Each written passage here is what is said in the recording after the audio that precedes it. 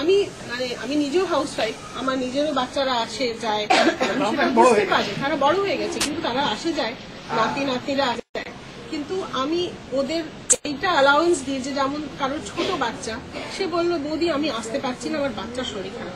আমি বললাম তুমি কিছু চিন্তা করবে না, তুমি যেটা কাজটা আছে করো, তারপর যখন তোমার সুবিধা হবে তুমি চলে আসবে। তো এইটা খুব ভালো, খুব ভালো, দারুণ দারুণ। আমি ওই জন্যই আপনাকে বলতে বলাতে চাইছিলাম যে কিভাবে করে, মানে কটেজ ইন্ডাস্ট্রি যে বাড়ির সঙ্গে মিলিয়ে দেওয়া, এটা কিন্তু জাপানে প্রথম থেকে করেছে। আমি পুরোপুরি জাপানে প্রথম থেকে বাইরে কোথাও যাচ্ছি না, তাতে আমার বাড়িও নেগলেক্ট হচ্ছে না। অথচ কি জানেন, এই বাড়ি ইসের মধ্যে আমাকে সেজে গুজে বেরোতেও হচ্ছে না, আমি বাড়িতে যেমন থাকি সেভাবেই কাজ করছি। এই যে জিনিসটা অনেক কমফর্ট অনেক আছে। প্রিন্টিং যেমন আমি বাড়িতে করি, সেটা তো বাড়িতেই আমি করাচ্ছি, কেন আমি সেটা সুপারভাইজ করছি, ডিজাইনটা আমি বলছি, আমি রংগুলো দেখছি যে ঠিক রং হচ্ছে কিনা, আঁকাটা আমি নিজে করি, খানিকটা ওরাও করে, বাকি আমি নিজে করি।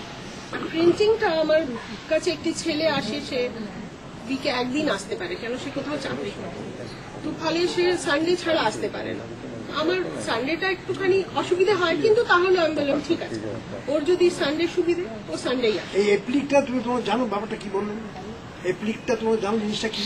হ্যাঁ, ওরা নিশ্চয়ই জানে, শুরু করেছে। কাপড়টা বসানো, হ্যাঁ ওরা করেছিল একটা ডিজাইন, সেটা দেখানো হবে। খুব ভালো লাগে বাচ্চা মেয়েদের সঙ্গে কাজ করলে যতটা আনন্দ, ওরাও এনজয় করে। মানে আমি যখন নতুন ডিজাইন দিই না, ওরা কি এক্সাইটেড যে নতুন ডিজাইন বৌদি এটা কিরকম হবে। আমি বললাম তোমার চেয়ে বেশি আমি এক্সাইটেড যে কিরকম দাঁড়াবে জিনিসটা। ওই এক্সাইটমেন্টটা দরকার, সেই জন্য ডিজাইনটা, কালার, এগুলো চেঞ্জ করতে থাকতে হয় আমাকে মাঝে মাঝে। তুমি যদি ডক্টর সেনগুপ্ত সঙ্গে যোগাযোগ রাখতে পারো, তুমি মাঝে মাঝে অ্যাডভাইস করতে পারো। আমি সেটা তো বলতে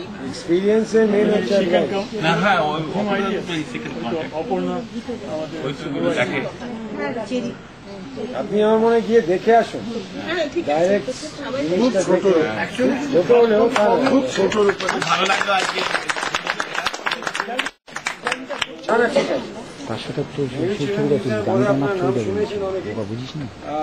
বাচ্চাদেরই কাজ, আমি ঠিক বড়দের সঙ্গে কাজ করি না, ঠিক বলতে পারবো না, কিন্তু আমরা একটা কাজ করি যেটা উনি বলেছেন ডক্টর সেন, যে তাঁতটা সত্যি বন্ধ হয়ে গেছে। আমার মাঝে লেকে একটা সেন্টার ছিল, সেখানে মেয়েরা আপনাদের মতোই মহিলারা আসতেন কাজ করতে, এটা বন্ধ হয়ে গেছে। মানে তাঁতের একটা স্টেজ ছিল, মার্কেটিংটা ওয়াজ নেভার এ প্রবলেম। এই ওরা ছোট ছোট যে হাতের মোছার ন্যাপকিন্সটা খুব করতো, ওটা ভীষণ কাজে লাগতো। তারপর আলটিমেটলি ওটাকে একটা স্টেজ এলো যখন বন্ধ করতে হলো। এখন মেয়েরা আসে কম, আমাদের 20-25 জন মেয়ে আসে, তারা শেখে। আর আমরা কাজ করতাম বস্তির একদম বাচ্চারা, রেল লাইনে যারা বাচ্চা তাদের ক্লাস মেনলি তাদের ক্লাস করতাম প্রায় 80 জন। তারপর গভর্নমেন্ট অফ ইন্ডিয়ায় হাইকোর্টের একটা অর্ডার হলো, গরিব মানি আনটাচেবল, ওই আপনি যেটা বলছেন সেটা একটা প্রবলেম হয়ে গেছে। জাজেস ফেল্ট, আমার মনে হয় লেকে হয়ে গেছে কি, লেক ক্লাব বলুন, সিআরসি বলুন, অ্যান্ডারসন ক্লাব, এগুলো আনটাচেবল। আর এই যে বাচ্চারা আসতো খুব গরিব, এরা ধরেই নিল government or the high court, thanks to mister Dutta, Subhash Dutta, যে পুরো লেকটাকে একটা বিরাট দেওয়াল দিয়ে দিয়েছে। সেই যে 80-90 জন বাচ্চা, আমরা এখন ফ্রেশ কিছু বাচ্চা আসে, 20-25 জন আসে থাকে, মহিলারা আসেন। ও এখন কাজে যেটা ডক্টর সেন বলে, কাজ করতেই হবে, আমরা কাজ করে যাচ্ছি, কাজের খুব একটা প্রবলেম নেই এসে। সিরিয়াসলি করলে জিনিসটা, আমি তো মিউজিয়াম আজকে আমরা সকালে দিল্লি করতে পেরেছি উইদাউট এনি হেল্প। যদিও 2 লক্ষ টাকা দিয়েছেন মিসেস গান্ধী, মানে আমাদের combination of all class and community, সেই সুবিধা হয়েছে। কংগ্রেস আমল থেকে হেল্প পেয়েছি, যুক্ত ফ্রান্ট পেয়েছি, এখন বামফ্রান্ট সরকার, সব সরকারই মোটামুটি হেল্প করেছে, আমরা চালিয়ে যাচ্ছি। কিন্তু ওইখানে এখন মেনলি আমরা যেটা করছি, আঁকা বাচ্চাদের, 700 বাচ্চারা আঁকা শেখে, 200 জন বাচ্চা ড্রামা শিখছে, নবপ্রসাদ গণিত ড্রামা, ব্রততী আবৃত্তি শেখা, এখন নয়, মানে এখন ও আবার দুজন ব্যস্ত, এখন আবার সিনেমা করছে। আর হ্যাঁ, এই সিনেমায় ঢুকে গেছে, কোনো ব্যস্ত আছে, এরকম আছে। কিন্তু টিচার্স আছেন অনেক, শেখাচ্ছেন, আর অনেকে হেল্প আমরা পাই। ফাইন্যান্সিয়াল হেল্প আমরা খুব একটা নিই না, আমরা যেটা আপনি বললেন সেলফ পে করা, আমাদের জিনিসটা সেলফ। কারণ বাচ্চারা যারা আসে তারা একটা টাকা দেয় ক্লাস করার, সেলফ হেল্পটা সেলফ সাফিসিয়েন্টলি আমরা এখন অব্দি করতে পারছি। মাছ অফ গভর্নমেন্ট হেল্প, গভর্নমেন্ট থেকে আমরা টাকা নিই না, সেন্ট্রাল ল স্টেট, ওটার থেকে এখন অব্দি আমরা পাচ্ছি। যা প্রথম নিয়েছিলাম ওই 4 লাখ মিসেস ইন্দিরা গান্ধী দিয়েছিলেন, আর 2 লক্ষ যদি ও দিয়েছিলেন, ওই দুটো ওই 6 লাখের। তারপর আমরা এখন 6 তলা বাড়ি করে দিয়েছি, লেকেও যে বাড়িটা 2 তলা, ওটাও ভেঙে যাবে বোধহয় কদিনে, কারণ গভর্নমেন্ট বলছে যে এখানে ইম্পর্টেন্ট সেন্টার্স করবে,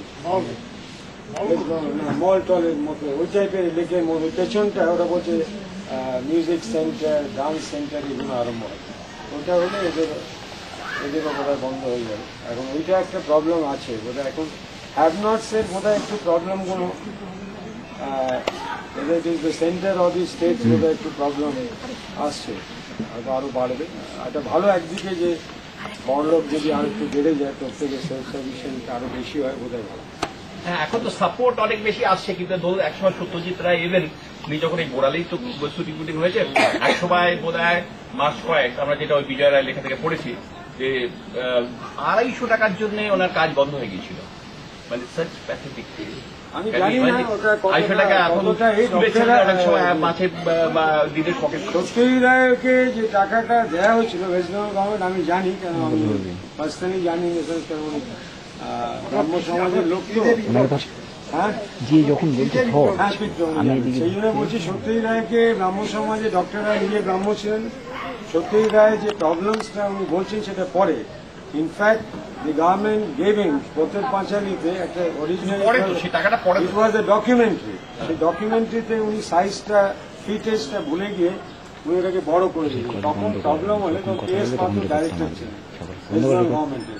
ডক্টর রায় বাবাকে ডেকে বললো এটা কি হবে, প্রবলেম হয়ে যাচ্ছে, যেহেতু আমার মা ব্রাহ্ম, বাবা ওইদিকে, সে বললো যে এটা কি করে সলভ হবে। তারপর সে যাই হোক ম্যানেজ করে দিই। ডক্টর রায়কে অনেক বেশি টাকা দেওয়া হয়েছিল পথের পাঁচালী করার জন্য। প্রথমে ভীষণ, যেটা আপনি বলছেন টাকা আটকে গেছিল, তারপর ডক্টর রায় মানে যেটা হয় না বদ্যি যে পিরিতটা, সেরকম ব্রাহ্ম পিরিতটা ছিল, সেই পিরিতের মধ্যে বেরিয়ে গেছিল।